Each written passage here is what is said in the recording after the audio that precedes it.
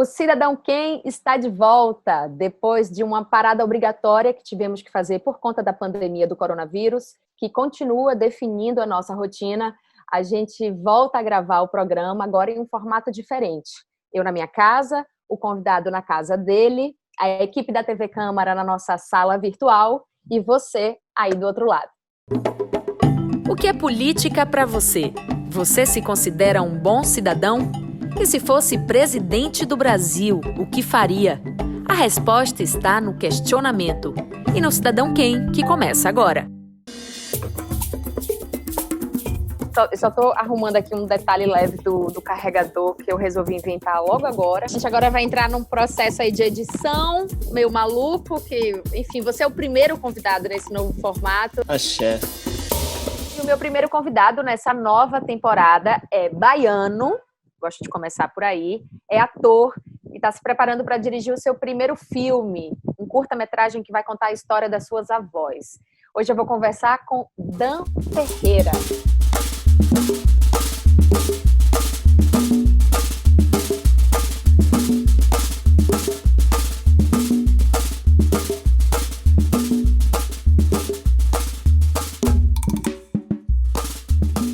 Oi, Dan. Oi, tudo bem? Aqui ao Cidadão Quem virtual, nova temporada. Muito obrigado, Pamela. Para mim é motivo de muita alegria estar aqui, estreando. Claro, que a gente tem uma boa conversa e que a sua proposta, o seu programa chegue às pessoas e, de alguma maneira, consiga transformar e ampliar o olhar delas para o mundo. Isso aí.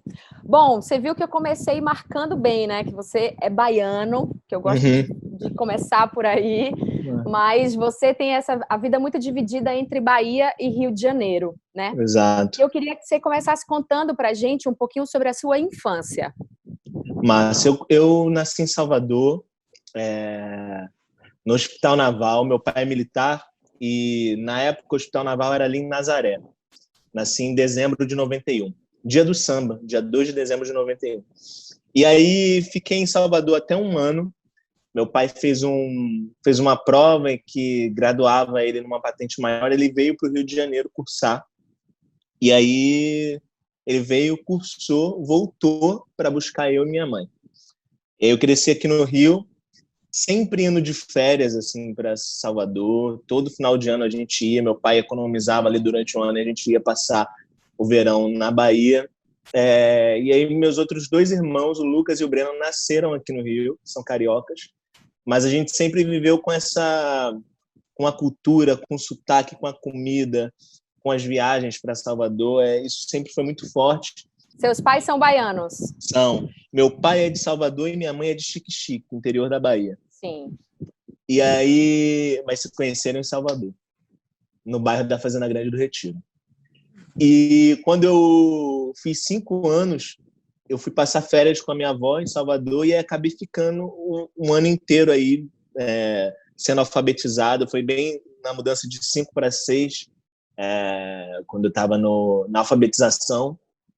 E aí passei o ano aí, voltei para cá, para o Rio, fiquei um ano longe dos meus pais. E engraçado que essa idade é a idade que você está formando ali, começando a ter as memórias mais antigas. Quando eu voltei para o Rio, eu achava que o meu irmão, Lucas, era meu primo.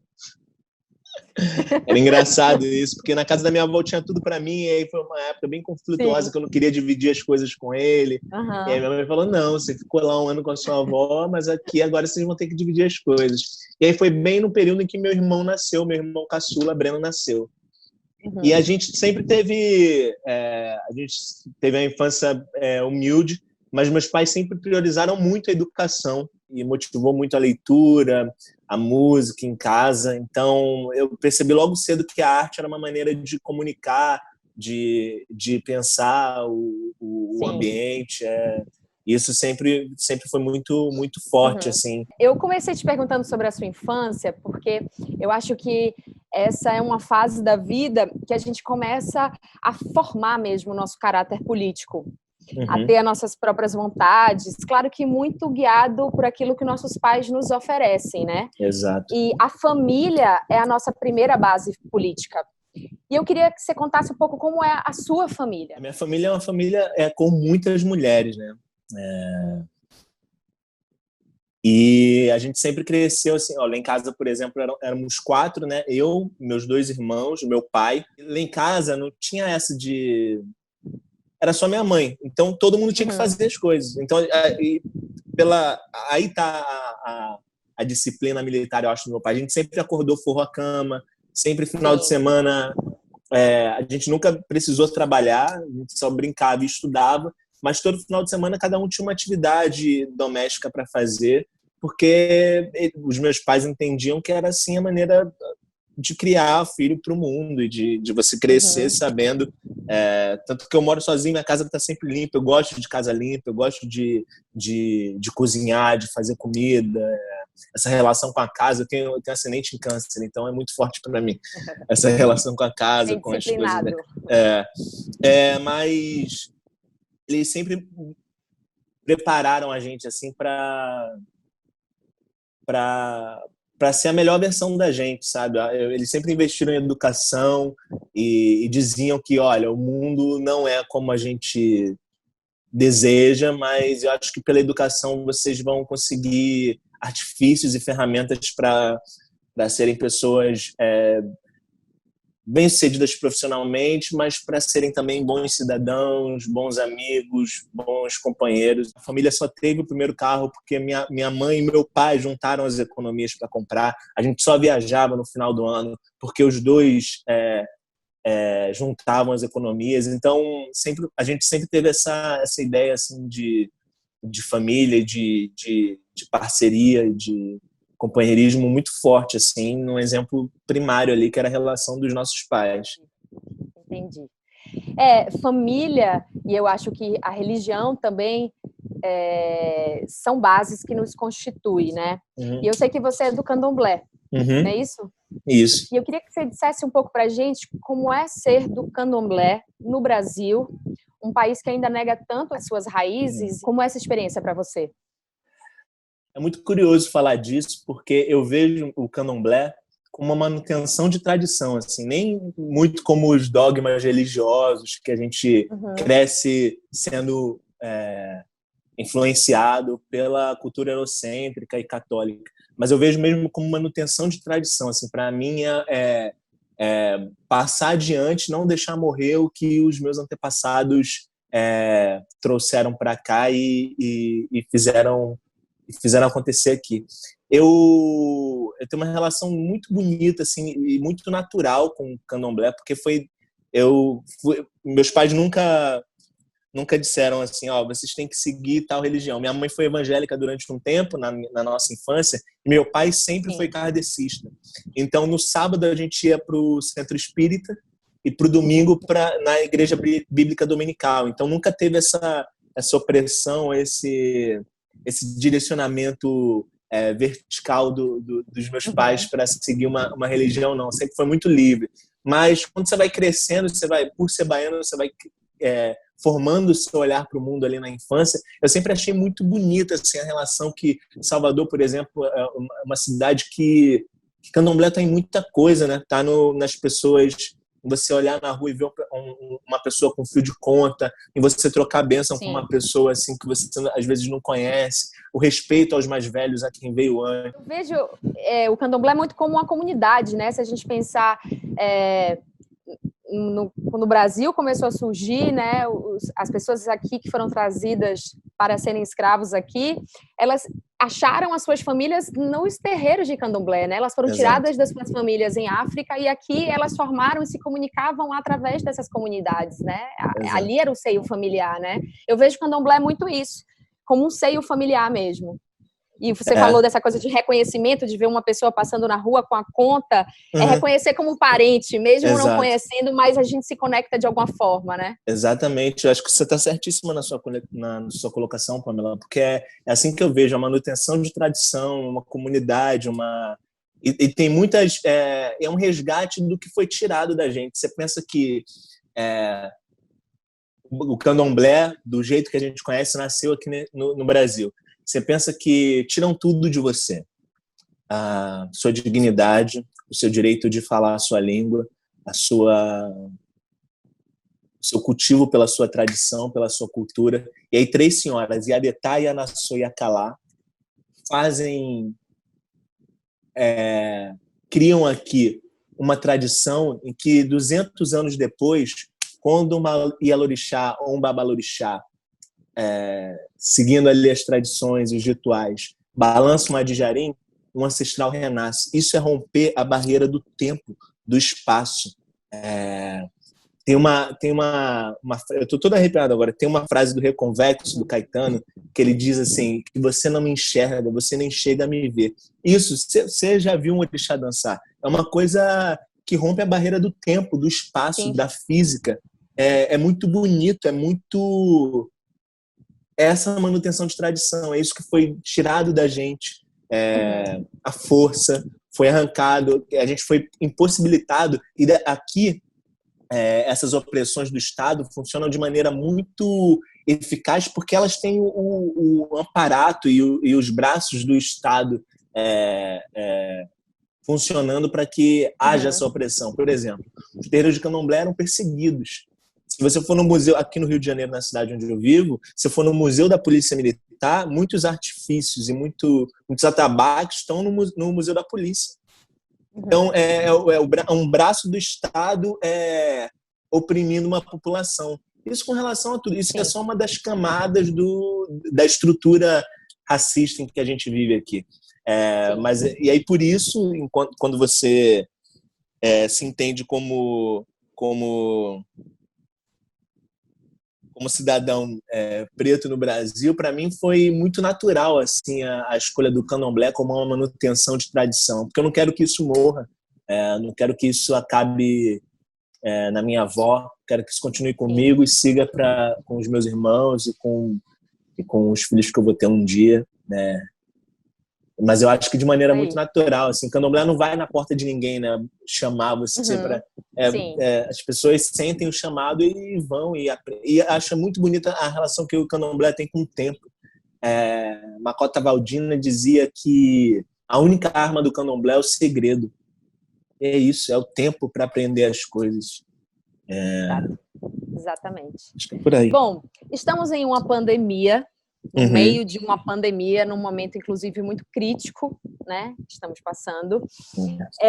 E que nossa rotina virou, assim, de cabeça para baixo. A gente não está entendendo muito. Estamos começando, talvez, a entender para onde estamos indo, mas sem saber aonde vamos parar. Mas a gente precisa pensar em futuro, né? Como é importante pensar em futuro nesse momento que, de alguma forma, dá uma impressão de que estamos parados. A vida continua, né? Um dia é diferente do outro, o tempo está passando e a gente precisa pensar no amanhã. E no futuro, você estava aí se preparando para estrear como diretor nesse curta-metragem que fala sobre a história das suas avós, né? Por que suas avós? Conta um pouco pra gente sobre isso. Justamente por essa manutenção de tradição, assim, eu vejo...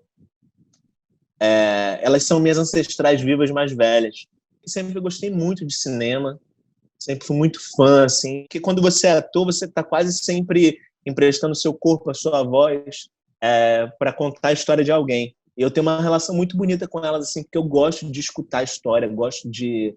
Nossa, é a coisa que eu mais faço, assim, quando eu estou com elas, é de, vó, conta isso, fazer perguntas e escutar, só ficar ali escutando elas contando, e por uma relação com a memória também. Eu vejo que há uma insistência na perseguição às nossas tradições.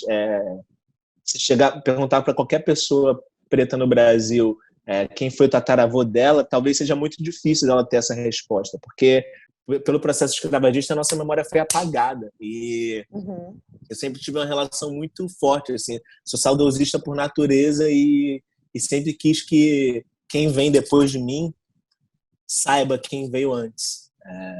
Isso é uma tradição africana, assim, a criança da tribo é a criança da tribo inteira, todo mundo toma conta, todo mundo sabe quem são os mais velhos, e aí eu quero que os filhos que eu vou ter um dia saibam quem foi as bisavós, as tataravós deles, e aí eu queria registrar essas histórias porque elas são pessoas com histórias muito bonitas assim de vida e com um olhar para o mundo muito bonito. E aí nesse filme também tem um teste que você faz de DNA para saber a probabilidade do país que os seus ancestrais vieram. Sim. E aí no filme também tem isso, assim, a gente fez o teste, a gente fez em fevereiro os vídeos do teste e a gente ia começar a rodar em abril. Os testes chegaram, veio a pandemia, a gente não conseguiu rodar ainda, mas a equipe estava toda montada, a gente ia filmar em Salvador, em Xique-Xique. Todo mundo é baiano na equipe, eu só tenho de homens, são mulheres baianas. Isso foi quase uma exigência das minhas avós, para que fosse uma equipe pequena de mulheres também. Então, é isso. É assim que Maravilha. A gente conseguir transitar e a gente vai conseguir vai rodar o filme. Muito bem. Bom, antes da pandemia também, você estava aqui em Salvador, né? Você já tinha começado a rodar um filme aqui, Exato. gravar um filme aqui em Salvador, você e o Danilo Mesquita. Exato. E eu li um pouco sobre o filme, eu vi que passava uma história meio sobre ufologia. Exato. Mas era um filme que tratava muito sobre a questão do racismo, não é isso? Exato. Tinha o viés racial ali também. É um filme da Susan Kalik, do Thiago Gomes, baianos, que moram aqui no Rio, que tem uma carreira no cinema já consolidada. A gente rodou o filme uma semana antes do decreto do isolamento. A gente rodou o filme no dia 9 de março, acho que o decreto foi no dia 16. Mas a gente rodou, vim para o Rio, Danilo ficou em Salvador e aí ficou. Sim. Mas o filme é um filme que conta a história de duas pessoas, dois caras que se conhecem. No filme, o personagem do Danilo namorava o meu irmão mais velho, que foi morto por violência policial. E aí os dois gostavam muito de ufologia, iam muito ver o céu e tal, numa determinada região da cidade. E aí, 2 anos depois da morte desse irmão, eles se reencontram para olhar o céu e para ter uma conversa. E não vou dar spoiler aqui do filme, mas o personagem do Mesquita acha que ele consegue, que ele pode salvar a vida do personagem que eu faço. E aí o filme aborda muito essa lógica, às vezes, de pessoas brancas de ter sempre uma relação assistencialista com quem é preto. Acho que essa é uma discussão bem relevante, bem pertinente no filme. O que eu acho bacana é a escolha de ter a ufologia ali também, de estar de maneira bem sutil, mas presente no filme. Foi uma escolha da Susan e do Thiago, e que eu acho muito, muito assertiva, assim, porque eu acho legal esses artifícios que a arte tem de falar sobre diversos assuntos ou de um mesmo assunto por viés diferentes.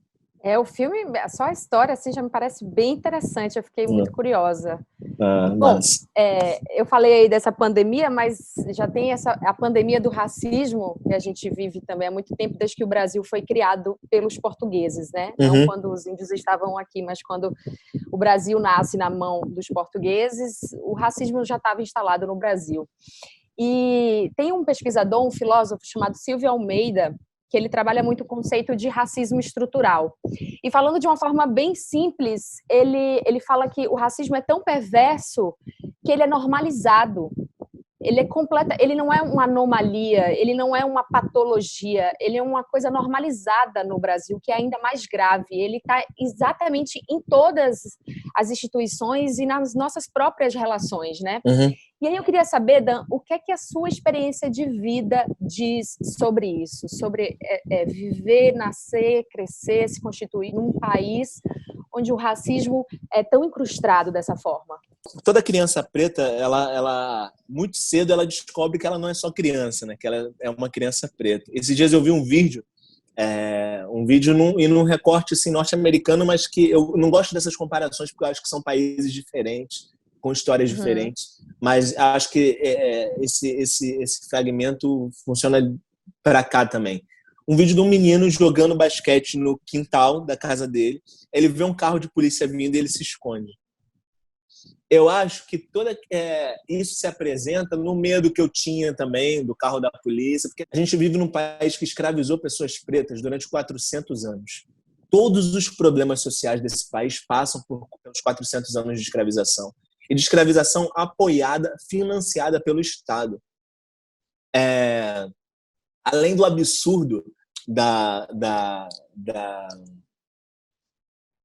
abolição da escravatura, sem nenhum tipo de estrutura, nenhum tipo de plano do Estado para inserir as pessoas pretas ex-escravizadas na sociedade com o mínimo de condições para ter uma vida digna. Isso se resulta até hoje. Acho que o Estado fez também muitos esforços para que isso se fizesse ainda mais potente. Por quê? Por exemplo, quando teve lá a Revolução do Haiti, no final do século XVIII, imediatamente aqui, quando souberam e perceberam que a população negra era muito grande, que se ela se juntasse, ela poderia se rebelar contra o Estado, contra as grandes famílias, criaram a Polícia Militar, num 13 de maio de 1809, se eu não me engano, mas com certeza foi num 13 de maio. A Polícia Militar, o intuito da Polícia Militar era sempre servir e proteger o Estado, o patrimônio do Estado, as famílias que eram associadas ao Estado. E aí é muito louco você ver que essas artimanhas do Estado são tão engenhosas, tão estruturais, que às vezes o que sobra para um jovem periférico para ascender socialmente de maneira a curto prazo é entrar para a polícia, para reprimir e às vezes matar os vizinhos, os amigos de infância, as pessoas parecidas com ele. Então acho muito perverso que a gente às vezes tenha só porque acho que o racismo tem a ver com a falta de possibilidade também. Isso que é triste, assim, quando você não quero entrar no crime, para não entrar no crime eu tenho que ser policial. E isso era uma coisa assim, tem várias cartas e manifestos de senhores do início do século XIX que diziam, estava passando em tal lugar e viu meu ex-escravo tal com o uniforme da polícia. Ou seja, essa era antes, lá atrás também era uma única saída. Eu não quero ser mais escravo, então eu vou entrar para a polícia. Era quase uma versão do Estado do Capitão do Mato. Assim, o que começa errado, não tem como... Se a gente não olhar para... A verdade é a força mais absoluta. A verdade e o amor são as forças mais absolutas que existem. Se a gente não tratar as coisas com verdade, a gente vai estar sempre olhando para o problema de novo. É isso aí. Bom, ainda falando um pouco sobre isso, a gente vive num país onde as pessoas não questionam, né? Elas não questionam se uma novela tem um elenco só de brancos, ou pelo menos só de branco como protagonista, mesmo quando a novela se passa na Bahia, né? Como foi o caso da novela que você fez parte também, né? Sim. As pessoas não questionam os ambientes onde frequentam, a ausência das pessoas negras em posições de liderança, mesmo morando num país onde 54% da população se autodeclara negra ou parda. Então, assim, é estranho, mas ninguém questiona. E eu acho que esse reconhecimento também do seu ser político vem primeiro do seu questionamento, quando você começa a se questionar. E aí, hoje em dia, a gente tem falado muito sobre essa questão de ser antirracista, né? Que é um conceito também trabalhado pela Angela Davis, que não basta não ser racista, mas é preciso ser antirracista. E a gente viu recentemente um avalanche de postagens e de um movimento muito grande das pessoas se declarando antirracistas. Mas as pessoas continuam sem se questionar. Eu acho que ser antirracista parte muito desse questionamento. Você concorda? Eu acho que... Acho que principalmente no momento de pandemia, a internet ganha uma força muito grande, né? Já é uma realidade, uma coisa que conecta as pessoas numa velocidade e numa potência muito, muito forte. Mas eu fico me questionando muito, porque eu acho que é uma luta diária, assim. Quem é preto entende muito cedo que é preto e que o Estado vai te oprimir, as relações vão te oprimir, você vai ter que provar para você e para o mundo que você é capaz de fazer coisas. As pessoas negras já sabem disso e crescem com essa consciência. Eu acho muito, muito importante que as pessoas estejam se dando conta disso. Lamento que o George tenha precisado morrer lá, o João Pedro tenha precisado morrer aqui e tantas outras pessoas tenham precisado morrer para que a gente enxergasse a gravidade e que o racismo mata, assim, mata mesmo. Ele mata simbolicamente, fisicamente, mentalmente. Mata muito mais aqui no Brasil do que nos Estados Unidos. Exatamente. Né? A gente tem a polícia que mais mata, que mais morre no mundo. Essas coisas não fazerem um país parar me entristecem muito. Eu espero muito que esse movimento seja um movimento real, assim, que a gente de fato lute contra essas opressões do Estado e a gente entender também que o Estado, se a gente for reparar, todas as manifestações, todas as revoltas, Búzios, Malês, Alfaiate, Chibata, todas essas revoltas foram por direitos. Isso que está acontecendo no mundo e reverberando no mundo inteiro e aqui no Brasil também, não é uma revolta por vingança ou por... É uma revolta por direito à vida, direito a poder ficar em casa, sabe, no período de pandemia. O João Pedro morreu com um tiro nas costas de fuzil pelo Estado e o Estado sumiu com o corpo dessa criança por 16 horas. É muito absurdo isso. A gente não quer enterrar um jovem preto a cada 23 minutos. A gente quer viver. Você falou aí no início que a pessoa preta, a criança preta, ela já nasce e ela, além de ser criança, ela sabe que ela é uma criança preta, ela se comporta dessa forma. A criança branca, quando nasce, ela não pensa na sua raça, né? A gente não racializa o branco. Então, eu acho que o problema do racismo no Brasil é o branco, sabe? É um problema da comunidade branca. E aí eu te pergunto, nessa ebulição que o mundo tá e que o Brasil tá e que a gente vive, que fomos feitos, você de fato acredita numa mudança? Você acha que está longe? Eu sou esperançoso por natureza. Você mesmo. é otimista, né? Você sou tem otimista, uma fala otimista. Sou. Porque eu acredito nas pessoas. Mas eu acho que enquanto sociedade, não entender que esse é um problema da gente, a gente não vai caminhar muito. Eu não vou ver a mudança que eu quero ver, talvez os meus filhos e netos vejam, mas eu quero essa responsabilidade para a gente, para agora. O que a gente pode fazer agora para que eu possa ver o que eu quero ver? Eu acho que a gente tem um desafio aqui que é do letramento racial também. Vou contar uma história. Eu tenho uma amiga que a filha dela estava convencendo uma tia a fazer a transição capilar, família toda preta. A filha dela estava convencendo uma tia a fazer a transição capilar e a avó disse que o cabelo da tia estava feio. Então, tá vindo uma geração que está entendendo que, mentiram pra gente, estava tudo errado, tudo que eu aprendi na escola, tudo errado. E aí ainda há uma geração que vai... Foi educada nesse tempo, né? Esse mito da democracia racial, por mais que ele tenha caído por terra, ele ainda paira assim, sobre as nossas cabeças, o lance da meritocracia. A gente pensa, numa capital como Salvador, quantos prefeitos ou prefeitas pretos a gente teve? É muito sistêmico o problema do racismo. Eu também sou dessa corrente mais otimista, porque senão a gente perde a vontade, né? Senão a gente perde... O que é que a gente faz? A gente se entrega e pronto? Não dá. Bom, eu também acredito nessa mudança. Eu acho que essa mudança vem através da política, né? A força da maioria de transformar um problema social numa política pública, uma política de reparação. Daí eu te pergunto, o que é política para você? Pô, política para mim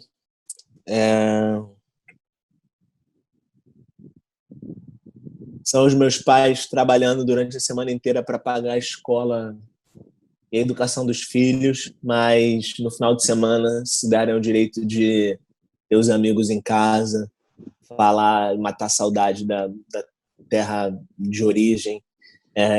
Política para mim a Maria Carolina de Jesus escreveu Quarto de Despejo e tantos outros livros.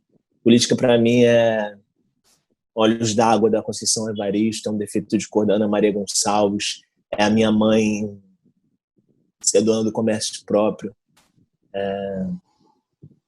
Política para mim é o filme que eu estou fazendo, homenagear quem veio antes de mim e agradecer pela vida, pelas histórias, pela luta, pela vivência, pelos ensinamentos, pela sabedoria popular, sabedoria que eu não aprendi no curso de profissionalizante, né? Que eu aprendi sentando e escutando as minhas avós. Acho que política é isso, política é lidar com a verdade e saber que a gente vive num país que escravizou pessoas negras durante 400 anos e que enquanto a gente não olhar para esse problema com os olhos que ele merece, com a urgência que ele grita, a gente não vai andar, a gente vai ser sempre o país do futuro e nunca o país do presente. Bom, é isso. A gente está terminando e geralmente o Cidadão Quem ele termina com uma pergunta que é se você fosse prefeito por um dia. Mas a gente nesse período aí, nessa nova temporada, a gente está ampliando e a gente agora vai te nomear presidente do Brasil, Danilo Ferreira. E aí eu queria saber, se você fosse presidente do Brasil, qual seria a sua primeira política pública, sua primeira medida, o que é que você ia abraçar, assim, o que é que você pensa? Nossa, que difícil. Olha, eu tinha um sonho de quando eu era criança. Tanta coisa, né? Tipo, caramba, deu uma lista. Quando eu era criança, eu tinha um sonho. Quando eu era criança, não, quando eu era adolescente, assim, que eu comecei a perceber que tudo que eu aprendi na escola não era verdade e que eu estava moldando meu olhar para o mundo a partir de pessoas muito interessantes que eu tinha visto, de filmes, de livros, de músicas que eu tinha escutado. Eu ia, sei lá, criar um plano de alfabetização e de escola pública que ensinasse a verdadeira história do Brasil, pautada na cultura indígena, na cultura africana.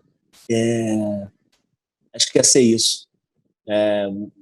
Fazer com que as gerações futuras entendessem e lutassem para que a verdadeira história desse país fosse contada e que a gente não fosse mais só o país do futuro, mas que a gente fosse o país do presente, que lida de verdade com os problemas que a gente tem. Isso aí. Então é isso, muito obrigada. Nesses dias tão loucos que a gente está vivendo, é um alento, assim, é um respiro poder estar aqui, poder estar gravando esse programa, poder estar dando continuidade a esse projeto, poder estar conversando com você. Muito obrigada por ter compartilhado com a gente um pouco aí da sua vida, da sua trajetória. Vida longa a sua arte, o seu trabalho. Muito obrigada a você de casa que esteve aí com a gente. Muito obrigada de casa, de qualquer lugar do mundo, né? Através da internet, de qualquer lugar. Muito obrigada. Seguimos juntos nessa nova temporada do Cidadão Quem. Obrigada, Dan.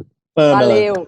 Muito obrigado. Quero agradecer a você, a sua equipe. Eu acho que essas conversas e isso é política que você está fazendo. Querer falar de coisas de assuntos caros à sociedade, de assuntos que muitas vezes são assuntos tabu, é muito, muito, muito importante para que a gente contribua para expansão eu falo isso de um lugar de afetado também por essa expansão de consciência, para que a gente, de fato, contribua para um lugar melhor de se viver e melhor para o maior número de pessoas possíveis. É isso. Vamos nessa. Valeu, Dan. Obrigada. Axé.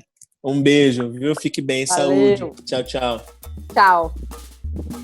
Então é isso, esse foi o primeiro Cidadão Quem nessa nova temporada em casa. Estamos juntos para pensar e para fazer política. Você vem com a gente. Aproveita para se inscrever aqui no canal da TV Câmara, para curtir e acompanhar também os outros programas. Vamos nessa!